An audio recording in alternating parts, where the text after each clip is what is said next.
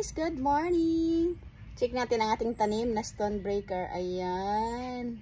Tingnan natin. Ayan na guys. Ito pala yung stonebreaker.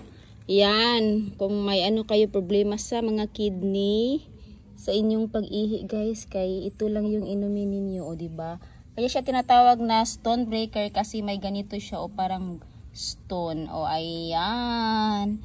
Ito na yung ginagawa nila ng capsule guys. O ayun, marami kami dito. Oo, marami kaming stonebreaker.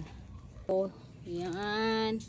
So ayan, yun yung nag-viral na stonebreaker. Kaya marami kami dito. Ayan. Oo.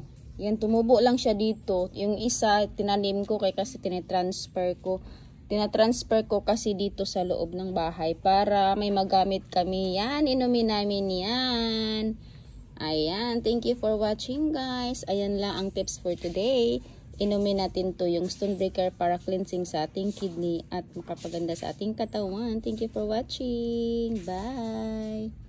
Don't forget, like, follow, and share.